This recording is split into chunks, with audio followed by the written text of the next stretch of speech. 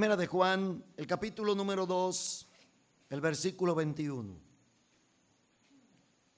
Primera de Juan, el capítulo 2, el versículo 21.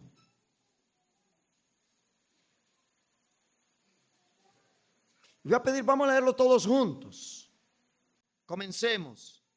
No os he escrito como si ignoraseis la verdad, sino porque la conocéis y porque ninguna mentira procede de la verdad. Vamos a repetirlo, hermanos. Vamos a decirlo de nuevo. No os he escrito como si ignoraseis la verdad, sino porque la conocéis y porque ninguna mentira procede de la verdad. Padre, bendice tu palabra en nuestros corazones. Santifícanos en la verdad, tu palabra es la verdad.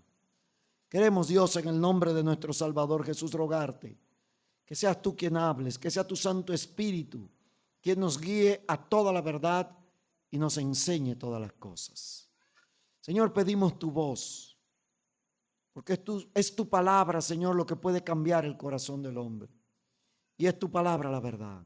Te lo rogamos, Señor, habla tú. En el nombre de Cristo oramos. Amén. Esto es interesante, hermano. Y si usted recuerda, esta mañana le dije que esta noche íbamos a estar leyendo este versículo. Y de aquí queremos destacar el hecho de que ninguna mentira procede de la verdad.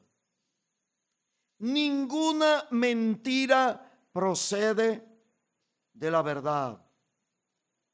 Cuando una persona toma una verdad para confundir, está engañando.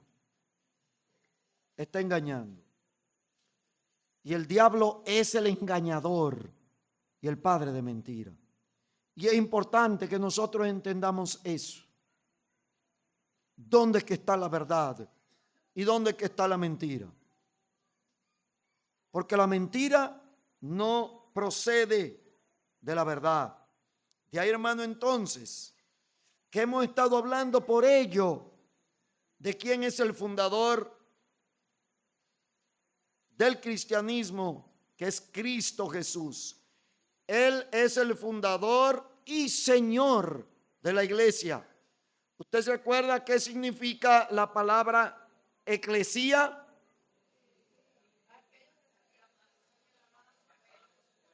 Que son llamados fuera. ¿Fuera de dónde? Del mundo. Por eso es que el cristiano no debe de estar viviendo conforme a este siglo. ¿Y qué usted cree que es lo que quiere decir la palabra siglo? Lo mismo, sistema de vida. El cristiano no puede estar viviendo este sistema de vida. Los cristianos, los creyentes han sido llamados fuera del mundo. ¿Qué hizo el Señor cuando llamó al apóstol Pablo? Lo sacó de lo que él hacía antes y lo llevó a vivir la vida de Cristo. Vimos entonces que Cristo es el fundador de la iglesia y que la iglesia fue establecida en Cristo, no solamente fundada en Cristo, sino establecida en Cristo. La iglesia también es desarrollada en Cristo. De ahí que un creyente tiene que entender que ese es el lugar para el desarrollarse. La iglesia local. La iglesia local. Y es Cristo quien la expande. Y vimos cómo el evangelio creció en esta época de la iglesia apostólica. Ahora bien, hay algo que la palabra de Dios advierte, que Cristo le advierte a su iglesia. Y ahí es donde vamos hoy, que vimos esta mañana cómo la iglesia creció hasta que la llevaron a todo el mundo conocido. ¿Recuerdan en Hechos 17? Estos que trastornan el mundo entero han venido aquí. Vamos a ver algunos textos ahí como Hechos 20:29. Dice el apóstol Pablo ahí, porque yo sé que después de mi partida entrarán en medio de ustedes lobos rapaces que no perdonarán al rebaño. Oiga lo que el apóstol Pablo está advirtiendo todavía cuando él vivía.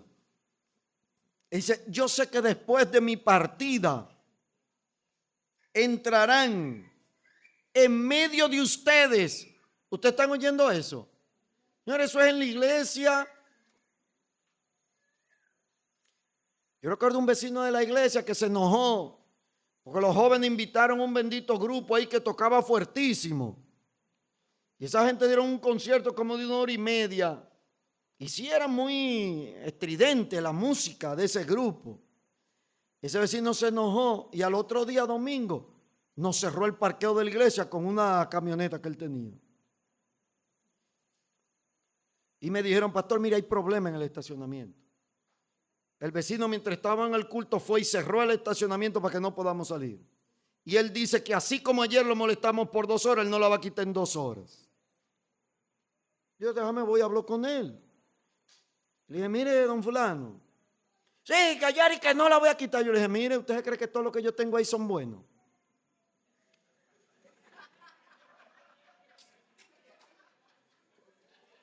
Yo le dije, mire, le dije, específicamente estoy deteniendo 2 hombres, que si yo no salgo primero que ustedes van a entrar y le van a arrancar la cabeza.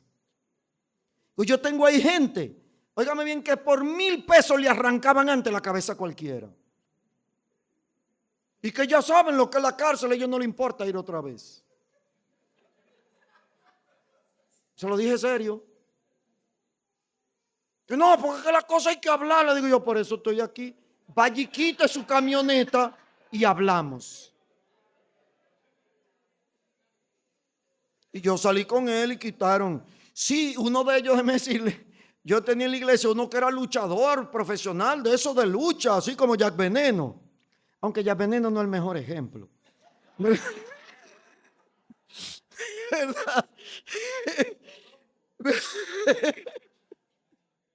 John Cena, ¿verdad? Algo así, ¿verdad? Es más representativo.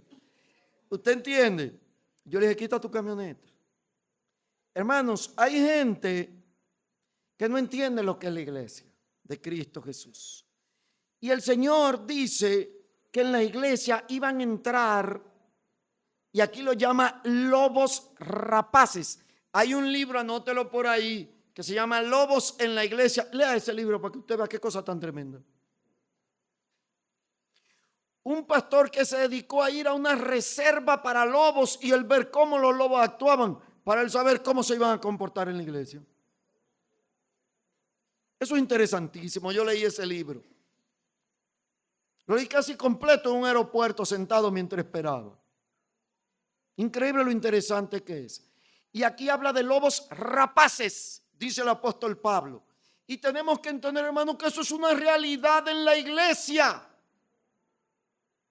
Los lobos rapaces, óigame bien, de los que el apóstol Pablo está hablando aquí. Hermano, él no está hablando que estarán en las discotecas. Es en la iglesia. Y le voy a decir, por ejemplo, yo recuerdo de ese libro que leí algunas características. ¿Sabe lo que le encanta al lobo? Agarrar la madriguera de otras fieras. Él no la construye, él aprovecha la madriguera de otras fieras. Porque una fiera siempre pone su madriguera cerca de donde hay presas. Y siempre la pone en un lugar alto donde pueda ver todo. ¿Usted sabe todo lo que eso está implicando? A la iglesia hay gente que va a dar zancadilla. Yo no me acuerdo ya si eso es mexicano o dominicano, Dios mío.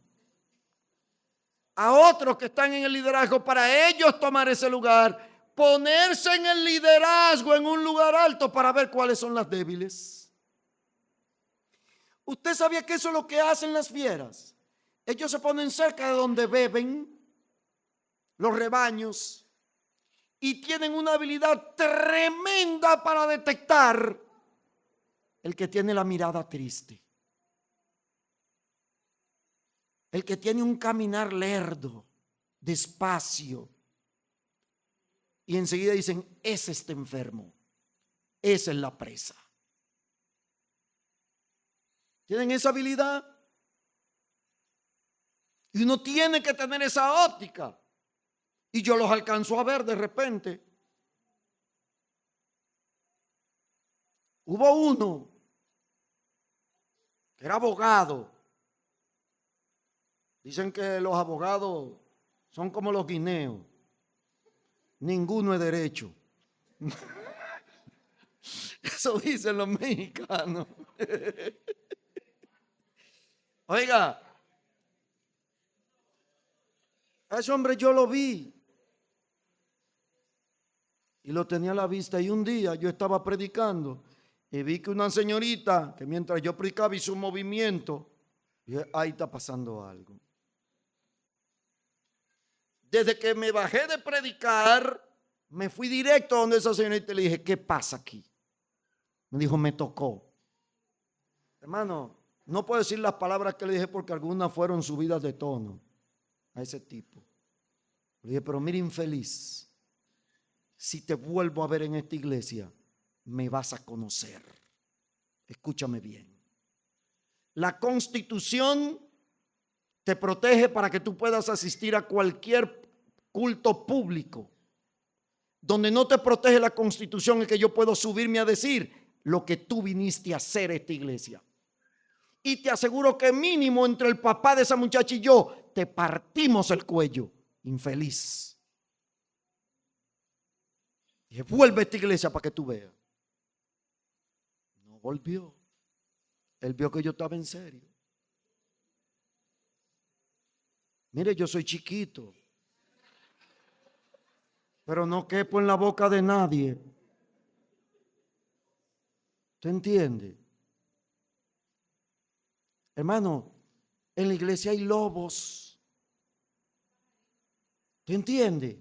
Y dice aquí que la característica es que son rapaces. Hermanos, el Señor advierte a la iglesia de eso. Usted tiene que entenderlo. Tendrán piel de oveja, pero son lobos. Y hay que saber identificarlos. ¿Usted entiende eso?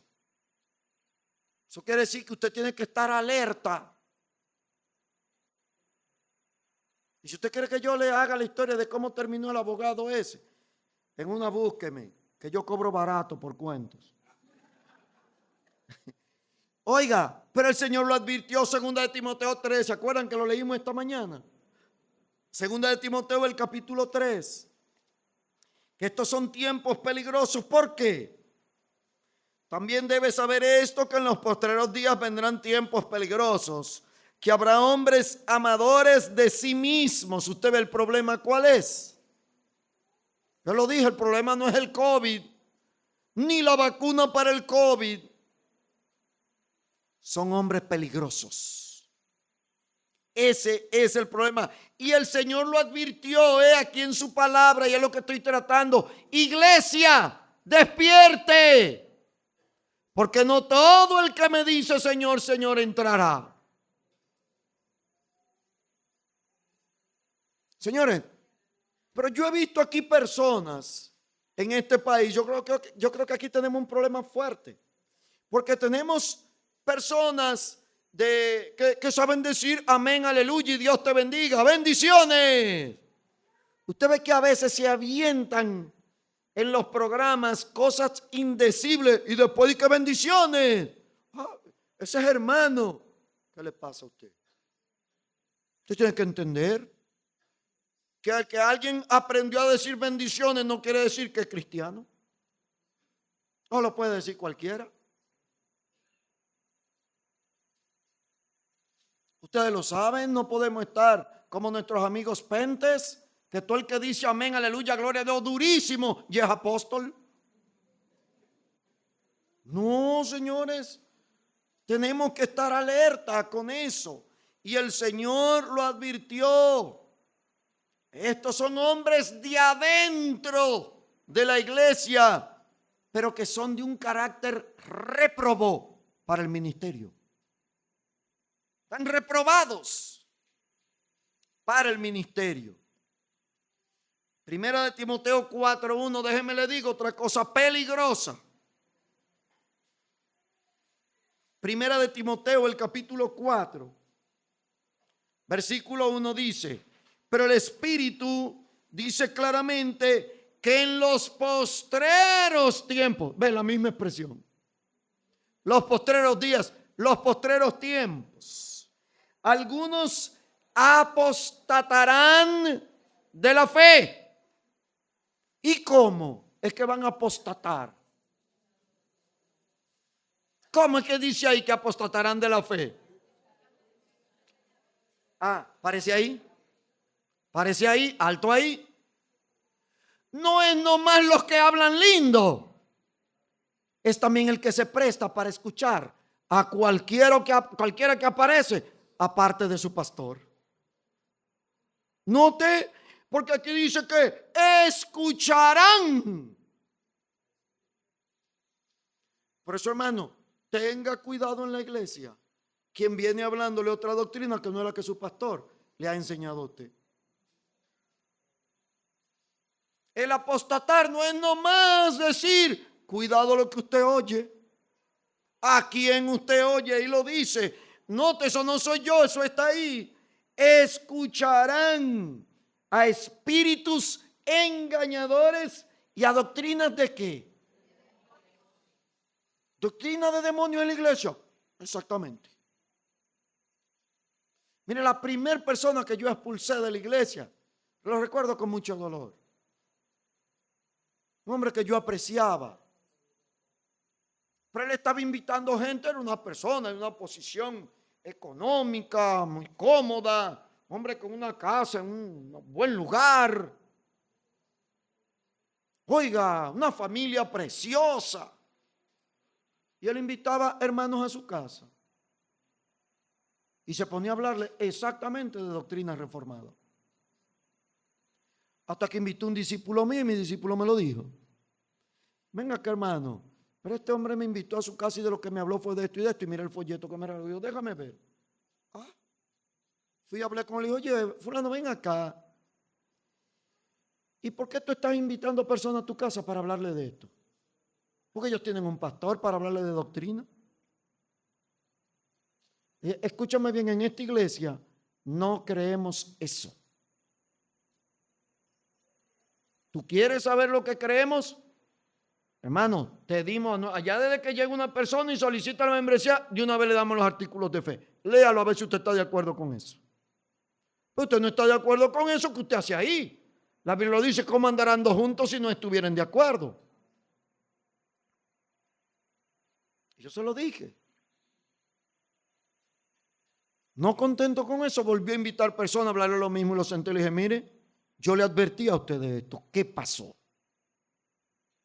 No, mire que de hecho le tengo este libro para regalárselo para que usted vea. Yo no tengo que ver nada, caballero. Escúcheme bien. Esto es doctrina. Y el pastor suyo soy yo. Usted no es el pastor mío. Usted no va a venir a decirme a mí la doctrina que vamos a creer. Eso que usted me está diciendo, hace 20 años que yo lo estudié. No, pero es que yo voy a creer eso. Usted tiene una de dos. Usted tiene hasta el domingo para renunciar. Si de aquí al domingo usted no me ha mandado una renuncia o me dice, pastor, yo quiero humildemente que usted me enseñe, para el domingo yo lo estoy expulsando a usted de aquí. Y él no me manda una carta de renuncia. El domingo senté a los líderes de la iglesia y a él propuse su expulsión. Los líderes lo aceptaron después del culto de la mañana y en la noche lo hicimos público en la iglesia. Le dijimos, cuídense de ese hombre, porque los está invitando a su casa para enseñarles diferente doctrina. Lo expulsé de la iglesia. La Biblia dice, tengan cuidado con los que siembran divisiones y tropiezos en contra de la doctrina que ustedes han aprendido y apártense de los tales. Con eso no se puede jugar. Con eso hay que ser letal en la iglesia. No podemos en la iglesia permitir que lo que Dios dice, pónganle atención a eso, y nosotros ponernos a jugar y acariciar eso. Póngase a acariciar un lobo y usted verá lo que le hace. Usted verá. Esta mañana decíamos, hay que contender ardientemente por la fe en la trinchera de la iglesia local. Usted no me va a ver a mí que en internet peleando con gente que yo qué, pero en la iglesia, señor, ahí vamos a echar el pleito. Ahí lo vamos a echar. ¿Se entiende? Entonces, 1 Timoteo 4:1 dice, estos son los que escuchan en lo que ven su espacio en blanco. Estos son los que escuchan a pastores de YouTube, de TikTok, de Instagram y yo no sé de cuántas plataformas, páginas y muros. Que hay creyentes que le encanta andar chapulineando en YouTube. ¿En qué? Brincando. Como saltamonte. Ahí están. Viendo y escuchando otra vez. ¿Y su pastor qué?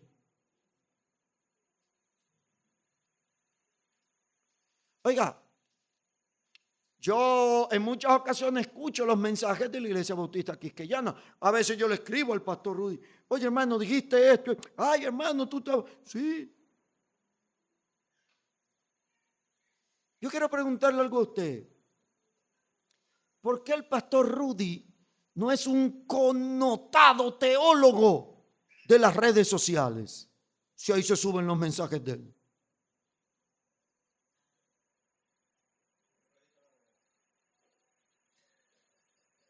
Se lo voy a decir más rato. Es más, se lo voy a decir de una vez. ¿Sabe por qué? Porque él no paga a YouTube para que lo vivan, ¿cómo se llama? Reproduciendo. Una vez yo le pregunté a mi hijo, Juan, ven acá, mi hijo. Pero yo nunca busco a Sujel Michelén, ¿y por qué es que me sale siempre? ¿Por qué siempre me sale? Y él me explicó. Él me dijo, papá, pero para el negocio, para que la gente vea los anuncios del negocio que tú haces, tú pagas.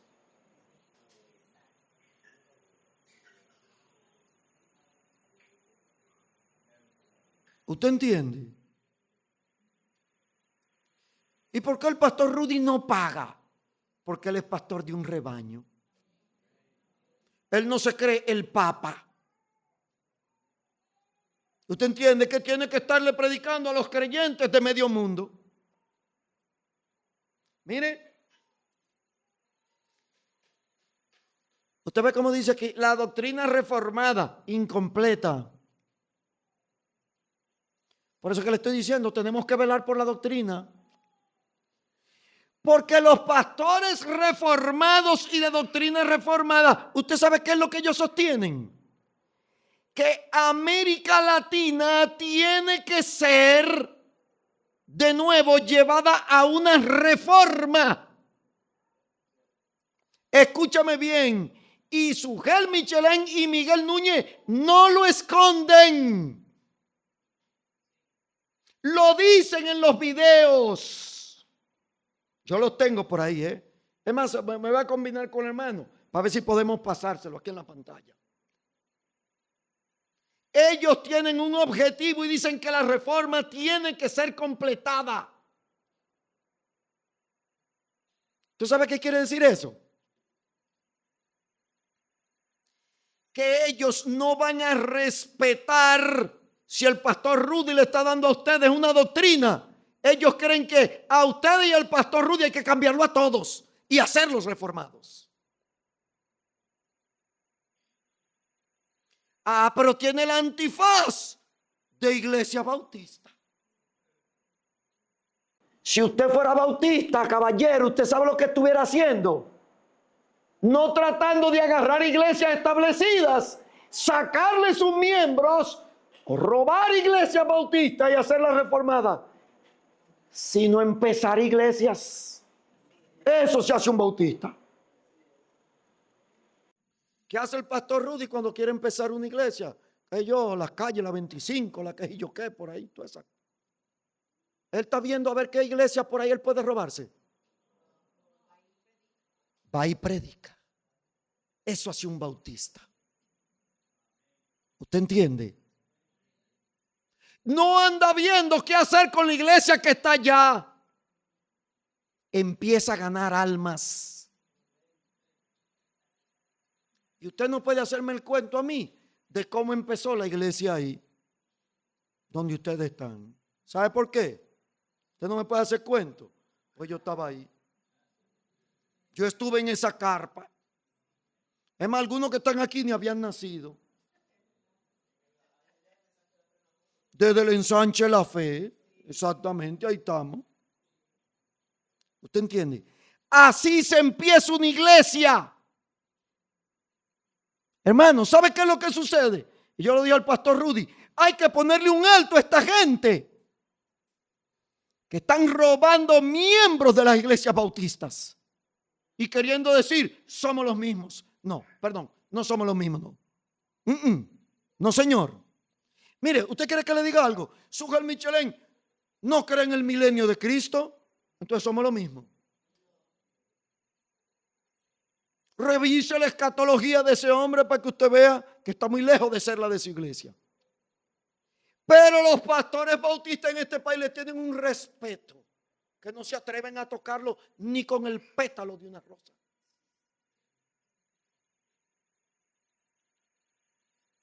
No. La Biblia dice, en la trinchera de la iglesia local vamos a combatir. Y dice, ardientemente. Mis hermanos, yo quiero que nosotros podamos seguir adelante y vamos a ver. Y quiero enfocar un aspecto para que ustedes puedan ver esto. La iglesia de Cristo Jesús, escúcheme bien, siempre ha sido perseguida. La iglesia de Cristo Jesús, esa que Cristo fundó, esa que ha sido llamado fuera, siempre ha sido perseguida. Hechos 4:1. Note lo que dice ahí.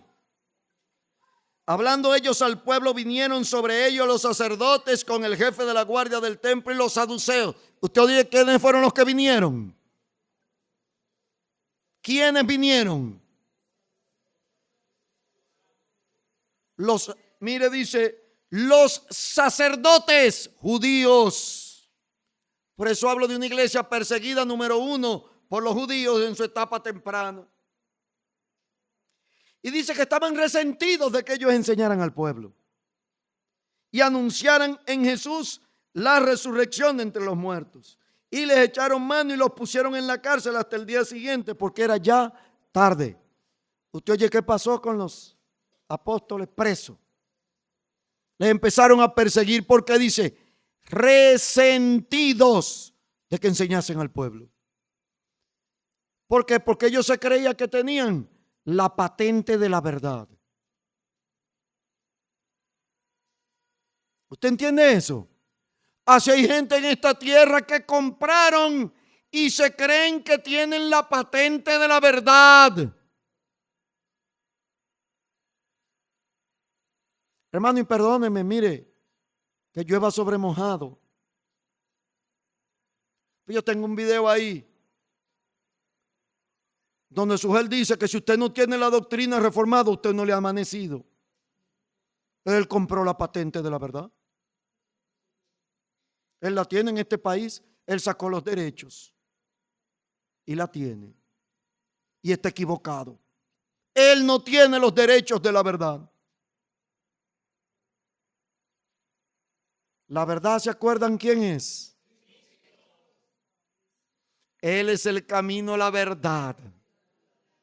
Santifícalos en la verdad, tu palabra es la verdad. Yo no la tengo, él tampoco. ¿Usted entiende eso? Hermanos, podemos seguir leyendo aquí versículos como el 21. Dice, ellos entonces les amenazaron y les soltaron, no hallando ningún modo de castigarles por causa del pueblo, porque todos glorificaban a Dios por lo que se había hecho. Gracias, mi hermano, gracias. Entonces, es importante entender esto. La iglesia fue perseguida. Hermano, mire, puedo seguirle hablando de una cantidad de versículos, pero creo que ustedes lo tienen ahí. Luego está la persecución de Saulo de Tarso, donde Saulo mismo dice, yo perseguía sobremanera a la iglesia y los obligaba a blasfemar. Oiga eso. Saulo de Tarso. Ustedes saben lo que pasó con él. Y el Señor le soltó nylon. Cuando le hizo así para acá, venga, que ahora es usted que le toca, compadre. Y él mismo empezó a padecer por Cristo. Hermanos, luego viene la persecución y muerte de cada uno de los apóstoles. ¿Cómo murieron los apóstoles? ¿Usted ha leído de eso? Pedro estuvo investigando y dice que se sintió indigno de morir en la misma forma de Cristo y pidió morir crucificado boca abajo. Según Eusebio, un historiador de historia eclesiástica, el libro 3, capítulo 1, narra eso. Que esa era la cruz de Tamuz. Los que están en el instituto han oído de Tamuz, hijo de Nimrod, el que está en Génesis 11.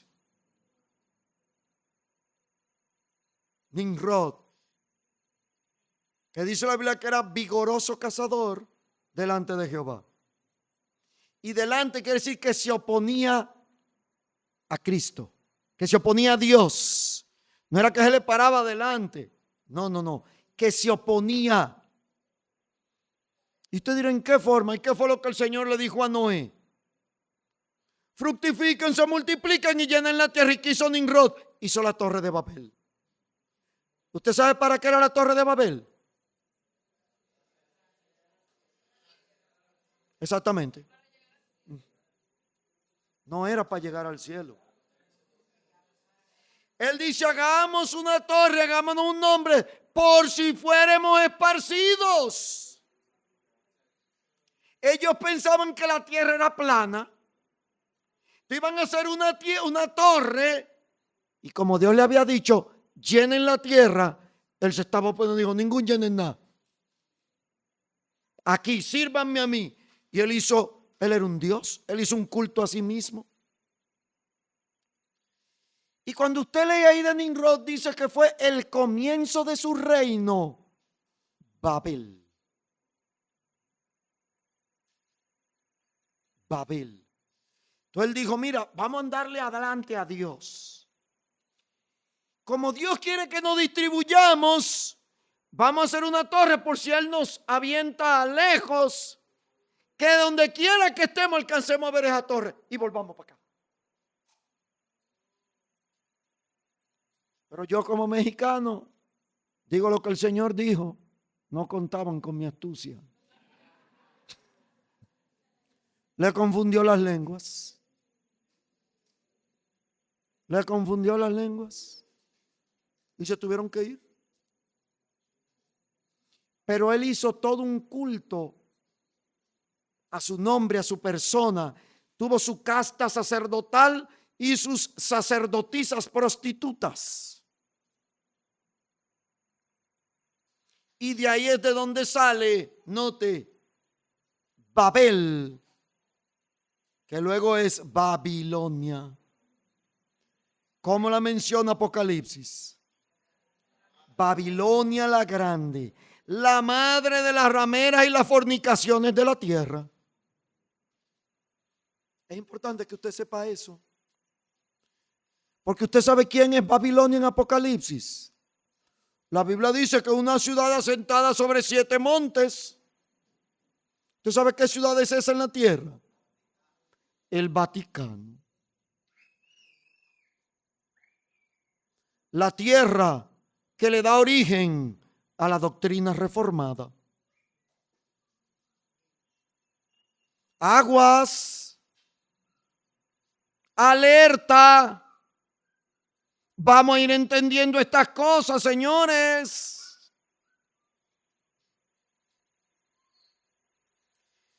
Seguimos con la muerte de los apóstoles, Pedro y Andrés. Yo creo que lo puse aquí, ¿verdad? Ustedes tienen todo eso ahí, no tenemos que detenernos. Ahí ustedes lo tienen. ¿Cómo murieron cada uno? Porque yo aquí lo que quiero destacarle a ustedes, hermanos, es cómo la iglesia de Cristo fue llamada fuera del mundo y por eso es perseguida por el mundo. En todas las épocas, desde su nacimiento, la iglesia fue perseguida. Note, vamos a hablar, como habla un dominicano, el único que murió en su cama fue Juan. ¿Y por qué? Por lo que Cristo había dicho. ¿Usted entiende? Pero todos los demás apóstoles fueron muertos de forma violenta.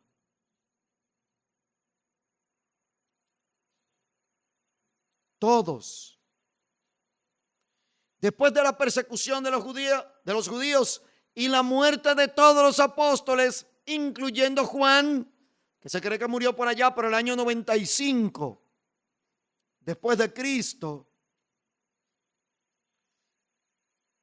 Entonces tenemos que entender a la iglesia primitiva. Mire, en esto hay algunas divergencias porque hay quien dice que la iglesia primitiva es la de Hechos. Bueno, pues está bien, ¿eso qué? A eso yo lo llamo la iglesia apostólica. Y la iglesia primitiva después de la muerte de los apóstoles. Entonces, si usted le quiere llamar a todo primitiva, eso no hay problema con eso. Pero yo ahora quiero que veamos a la iglesia perseguida por los romanos, que era el imperio. Primera persecución bajo Nerón, alrededor del año 64. ¿Qué persecución fue esa?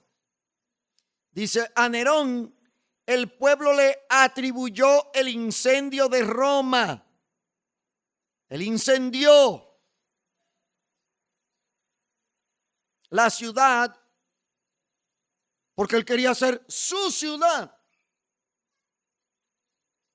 Y él incendia la ciudad. Él se fue a un castillo que tenía en un monte y hay historiadores del primer siglo que hasta relatan que él estaba tocando un instrumento y usaba las llamas como musa de su inspiración. O sea que ese tipo no le llegaba agua al tinaco. El tipo tenía problemas. Hablan de un hombre cruento. Y hay muchas historias de él. Y hay hasta quien dice que le abrió el vientre a su madre para ver de dónde él salió. Oiga eso.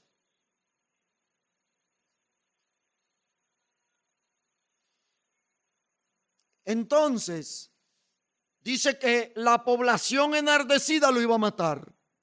Basta ya de este hombre. Entonces, para escapar a la ira de la población, se le ocurrió culpar a los cristianos. A él se le ocurrió culpar a los cristianos de este crimen. ¿Por qué? Porque ellos tenían a los cristianos segregados. Pero para que usted pueda entender qué pasaban los cristianos, ellos estaban segregados y los tenían a todos en una zona de la ciudad. Y como esa fue la única parte de la ciudad que no se quemó, él dijo, ¿lo ven? Fueron ellos. Y empezó a perseguir a los cristianos y a matarlos. Dice, fueron detenidos los cristianos de Roma y muchos fueron crucificados en el Monte Vaticano, en las cercanías de Roma. El historiador Tácito, 56 al 120 después de Cristo, dice, quizás la mejor fuente histórica que tenemos de lo sucedido en la ciudad. Tácito, que se encontraba en Roma en ese momento, dejó documentado el hecho de que existían varios tipos de rumores acerca de la causa del incendio, pero dio a entender que, en su opinión, todo habría sido causa de un accidente. Y le puse ahí el lugar de internet de donde yo saqué eso. Viteproject.com. ¿Usted entiende? Para que usted pueda ir a buscarlo. Eso es lo que dice esta página, según sus investigaciones. Entonces, Nerón, que se cree que fue el que mató al apóstol Pablo y a la mayoría de los apóstoles. Hermano, yo quiero pedirle algo a ustedes. No se queden solo con esto que yo les digo. Vayan, hermano, lean, busquen fuentes confiables. No le crea cualquier cosa a internet, ¿eh? No le crea cualquier cosa a internet. Por eso es que usted ve, hermano, que yo le hablo a usted, que de repente yo puedo pasar horas leyendo.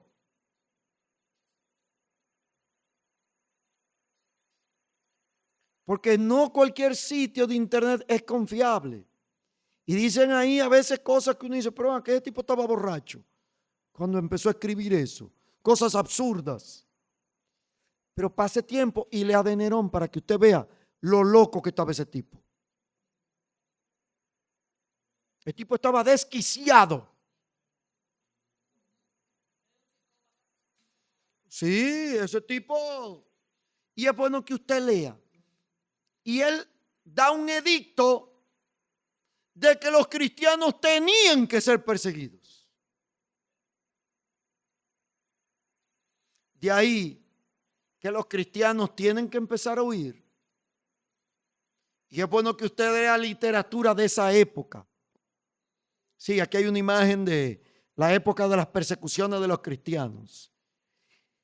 De cómo habían cristianos que eran echados en el Coliseo, para que usted pueda entender, como el Estadio Quisqueya. Y ellos decían que al pueblo había que darle pan y circo. ¿Y qué hacían?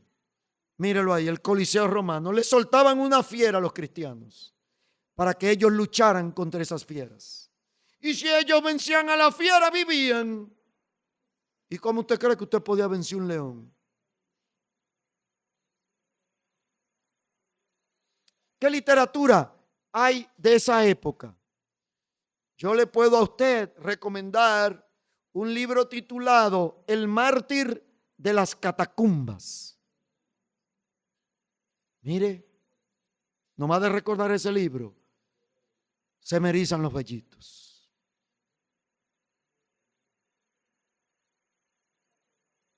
De las persecuciones que hubieron contra los cristianos.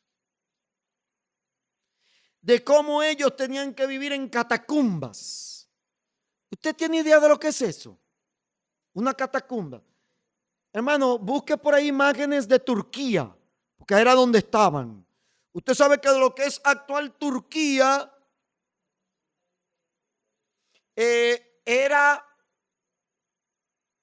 estaba la ciudad, había muchas ciudades ahí, como Éfeso, Esmirna, Pérgamo, el mensaje de las 7 iglesias, ¿se acuerdan los mensajes?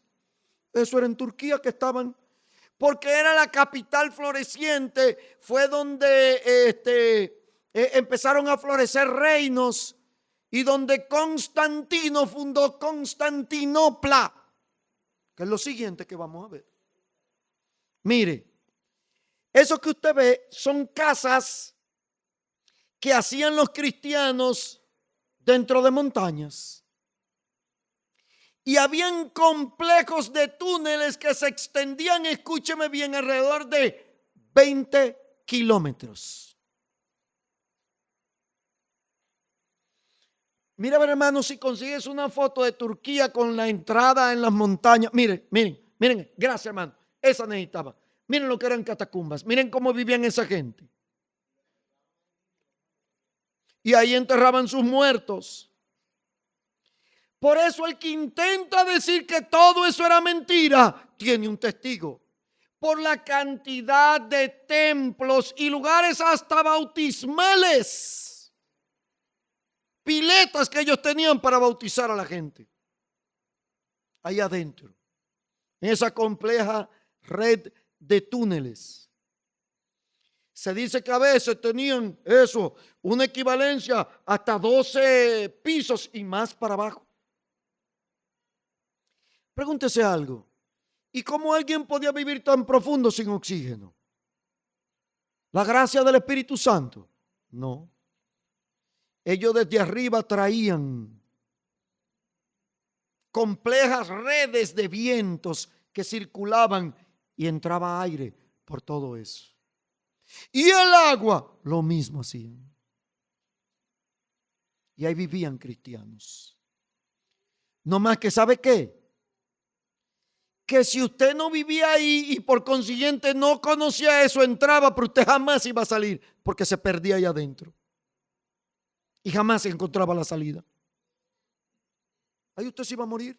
No porque los cristianos lo mataran, es que usted no iba a encontrar la salida, jamás. Pero hubo un centurión romano que él era el encargado de vigilar esos presos. Él tenía la unidad que vigilaba esos presos que eran echados a la arena a combatir con fieras. Y mientras ellos estaban encarcelados, él decía: ¿y por qué ellos cantan esos himnos con tanto gozo y paz y saben que van a morir? Él no encontraba explicación de algo así. Porque él veía a los presos por delito que estaban desesperados. Pero esa gente era distinta. Había una porción de las escrituras que ellos recitaban mientras eran sacados de la arena y eran llevados a ser despedazados por las fieras. Y él le escuchó tanto que se la aprendió. Y ellos recitaban siempre que estaban siendo llevados y caminaban en esa arena y se ponían de rodillas.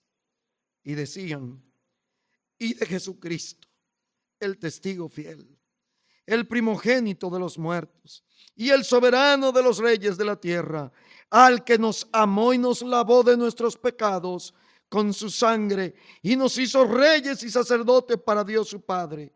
A él sea la gloria y el imperio por los siglos de los siglos. Amén.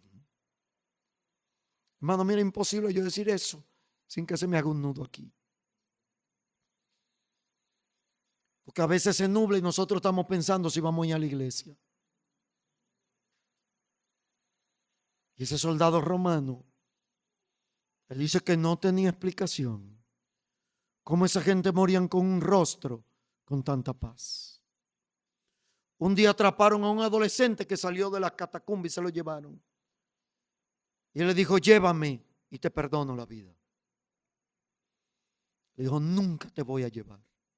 Mejor llévame a la muerte. Dijo: yo no quiero ir a matarlos.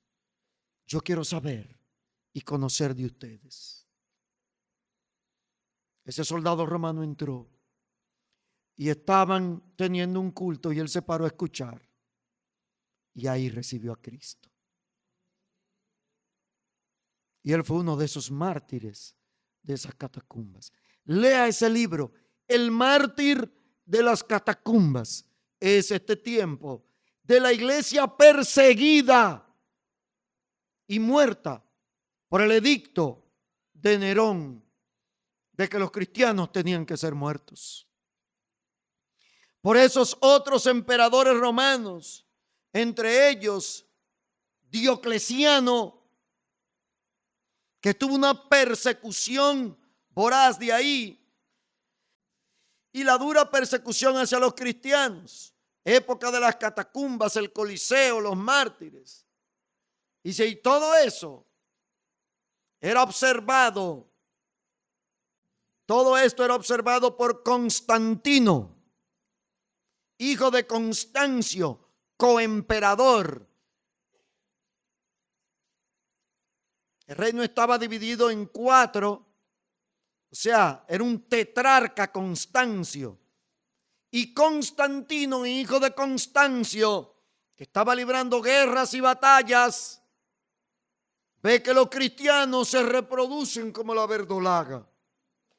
Yo, pues si serán espíritus, Dios mío, tanta gente de esa que matamos y cada vez son más. Eso Constantino lo iba observando. Constantino hereda el tetrarcado de parte de su padre Constancio y él vence a los otros 3 emperadores. El último de ellos, un cuñado de él. Vamos a ver. Constantino y su concilio ecuménico en el 2 romano. Nace el 27 de febrero del año 272 después de Cristo. Mira, hermano, déjeme decirle algo que en este punto estoy pasando por alto. Y es lo que se llama la patrística. ¿Qué es la patrística? La patrística, eso es lo que llaman los padres de la iglesia, que es los discípulos, por ejemplo, de Juan el apóstol, Juan el amado. Y están los nombres. De hecho, se cree que un discípulo de Juan fue pastor en Roma y luego en Éfeso también.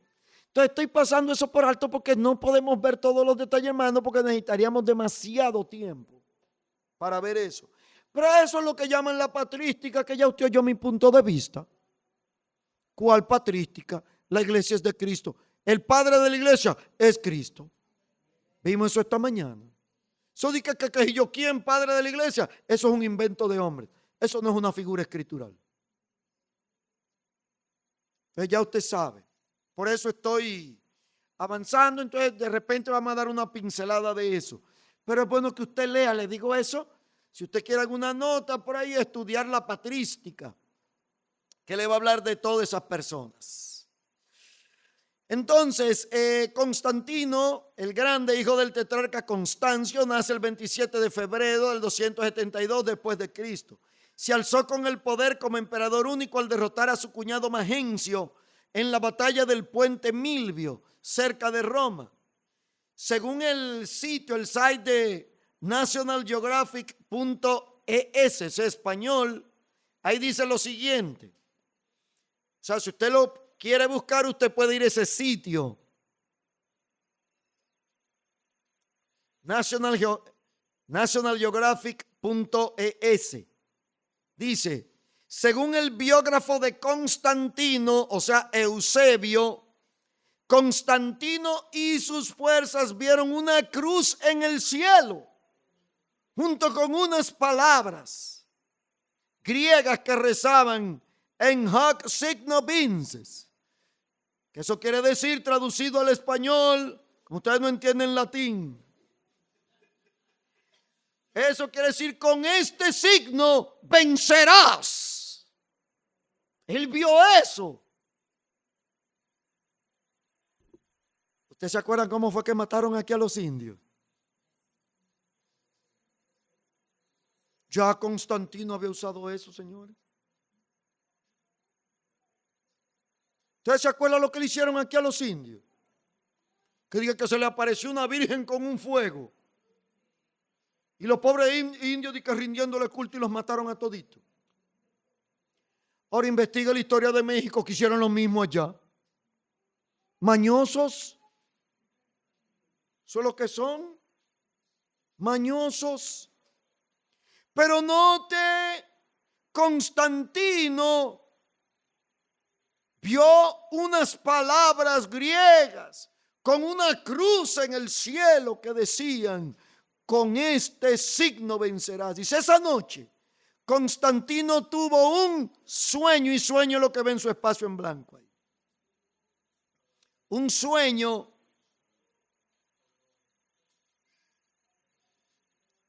en el que Constantino reforzaba el mensaje. Perdón, en el que Cristo reforzaba el mensaje. Él tuvo ese sueño. Con este signo vas a vencer, o sea, con la cruz. Y Cristo le dijo eso a Constantino en un sueño. El emperador marcó el símbolo cristiano de la cruz en los escudos de sus soldados, porque con eso era que él iba a vencer. Cuando triunfó en el puente Milvio, atribuyó la victoria al Dios de los cristianos. Los eruditos modernos aún debaten la historia y si la conversión de Constantino fue sincera o una maniobra política. Oye, ¿por qué lo dudan? Eso no resiste, hermano, ningún análisis escritural.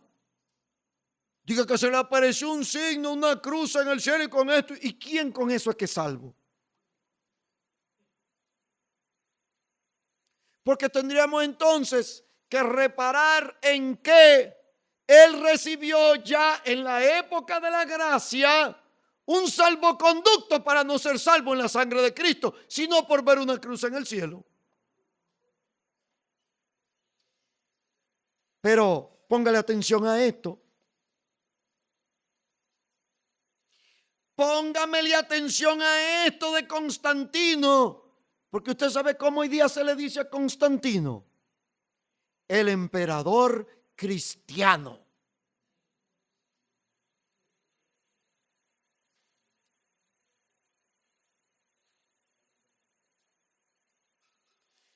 Pero mire, cheque eso, porque usted sabe lo que fue Constantino. Entonces, a partir de ahí, el que fundó la Iglesia Católica. Ninguna mentira procede de la verdad. ¿Usted oye cómo fue que Constantino se convirtió a Cristo? Jamás fue que él se reconoció pecador. Jamás fue que él dijo, solo la sangre de Jesucristo, su Hijo, me limpia de mis pecados. Yo necesito arrepentirme y creer en el Cristo crucificado. No, él vio una cruz y unas palabras que decían, con este signo vencerás. Y ya él era cristiano. Leo Candileo. ¿Cómo es? Ya él era cristiano. ¿Qué le parece? Pero le voy a dejar a ustedes de tarea, a ver si de aquí a mañana usted logra encontrar cómo se convirtió Lutero a Cristo. ¿Alguna vez usted ha investigado, ha leído, ha sabido cómo fue que Lutero se convirtió a Cristo?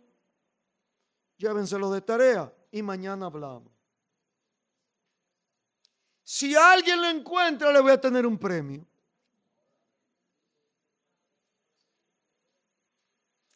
Sigamos con Constantino.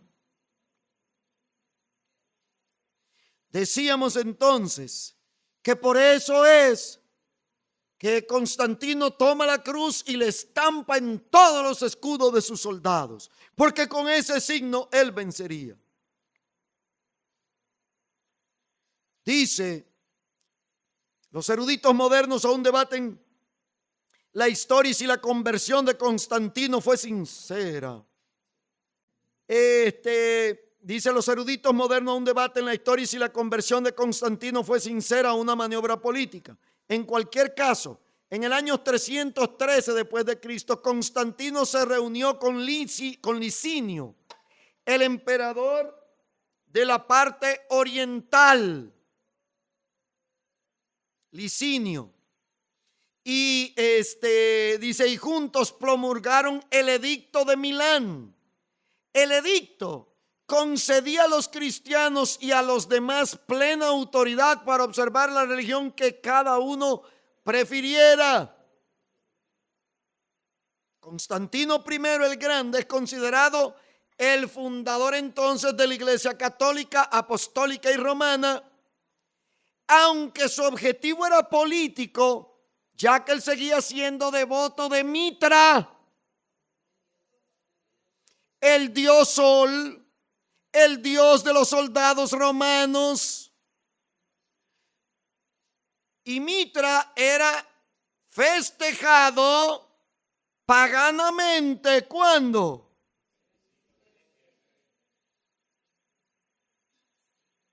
Leo, Candileo.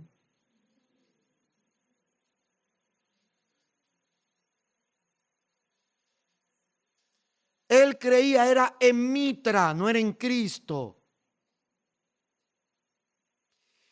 ¿Usted sabe cómo se llama? ¿Usted sabe cómo se llama el gorro que usan los cardenales? ¿Cómo, hermano? Dígalo duro. Mitra. Oiga, qué coincidencia. ¿Cómo son las cosas de la vida? ¿Cómo hacen esquina esas cosas? La casualidad. ¿Cuál? Anote este otro libro. Babilonia, misterio religioso. Le voy a explicar a ustedes qué fue lo que hizo Constantino. Él une religiones paganas y hace un sincretismo religioso. Y ellos en su religión, ahí Mitra era puesto como un sol en ese gorro. Y él ve que otras religiones orientales adoran a Dagón. ¿Usted recuerda quién era Dagón? El dios pez. ¿Qué hacían los sacerdotes de Dagón? Usaban ese gorro con la boca de un pez y todo el pez por aquí atrás. Y al unir, porque oiga cómo se llama, el concilio ecuménico de Constantinopla, ecuménico. Reúnen a todas las religiones. ¿Y qué es lo que dice Constantino? Pero es que todos adoramos lo mismo. Cristo, Mitra, Dagón. ¿Y sabe lo que le hicieron a la Mitra? Le cortaron el resto del pez. Pero note si eso es o no la boca de un pez. Hermano, busque una Mitra, póngala ahí. Por favor, hermano. Gánese ese dinerito. Gánese esa feriecita. ¿Usted entiende? Eso es lo que es una Mitra. Mírala ahí. ¿Usted entiende? Eso es una Mitra. Y eso es lo que hace Constantino. A Dagón le cortan el cuerpo, dejan esta parte, la hacen en forma de pez. Mírela ahí. ¿A usted nunca lo ha correteado en la playa un animal de eso? Una ballena, una cosa, tiburón, para que usted vea que tienen la boca así mismo. Hermanos, en el año 325, Constantino, después de ese concilio ecuménico, le da origen a lo que hoy se llama la Iglesia Católica, Apostólica y Romana. Junta todas las religiones. Yo quiero preguntarle a ustedes, ¿y eso es salir fuera de? Hermano, le pregunto nuevamente, ¿eso es salir fuera? ¿Usted sabe qué fue lo que hizo Constantino? Mete a la iglesia en el sistema. No la saca, la mete. ¿Usted entiende, hermano? ¿Qué es lo que sucede? Mire, él está ahí, Panchito, con un sacerdote hinduista. Eso es lo que se llama ecuménico, cuando las religiones se juntan. Ninguna mentira procede de la verdad. Hermanos, por razones obvias, ya tenemos que terminar. Pero yo lo que quiero es decirle a ustedes, ¿y usted cree que de ese sincretismo religioso, y entiende el término sincretismo, es que agarran todas las religiones, la meten en la licuadora y sacan una? ¿Entiende? Un fruit punch. Es un sincretismo porque voy a estar usando ese término para que usted sepa de qué estamos hablando, ¿ok? Bien, mis hermanos, si usted tiene dudas y preguntas, guárdesela, que el pastor dijo que no iba a haber chance de eso, sino hasta el último día.